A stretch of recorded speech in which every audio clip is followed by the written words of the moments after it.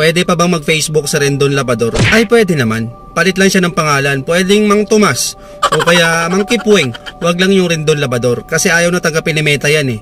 Pwede namang makapag-vlog pa sa Rendon eh. Basta ano lang siya, palit lang siya ng content. Pwede niyang i-content yung yung mukbang yan.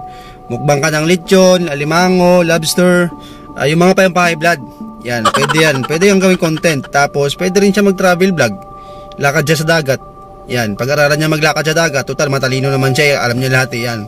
Pwede yan. So walang violation 'yon. Pwede rin sa hiking. Akyatin niya yung Mount Apo.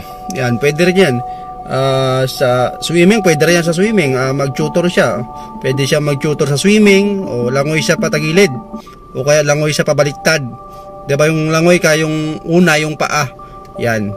Tapos ano pa bang content na pwede? Pwede rin siya magtanim na lang. Yan. Pwede siyang gumawa ng Rendon anihan. Yan. Agrinihan Rendon. Yan, pwede yan.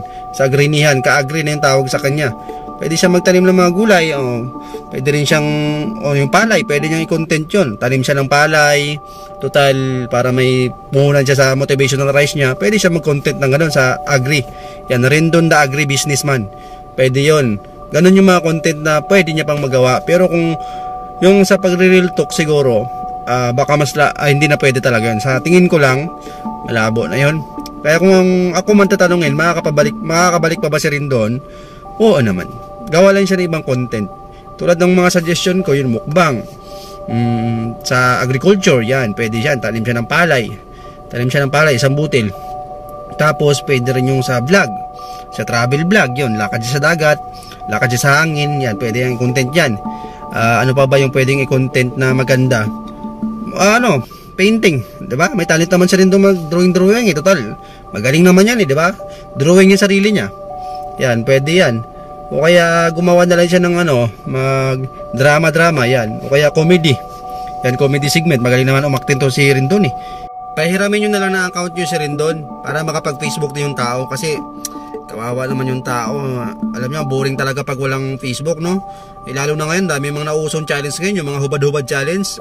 Sayang din yun kung hindi makita yung tagiliran, diba? Pahiramin nyo na lang kung nahawa kayo kay Rendon. So yun, pwede siya makapag-Facebook. Pero yung Rendon Labador na nagawa siya ulit ng account, yun yung malabong mangyari.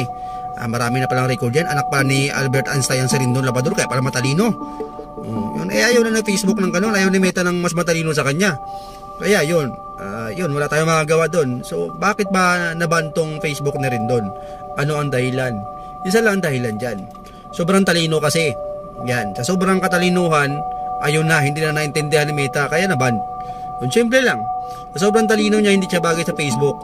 Ang maganda sa kanya, gumawa siya ng sarili niyang Facebook, sarili niyang community na pabor sa kanya. Yun ang magandang gawin.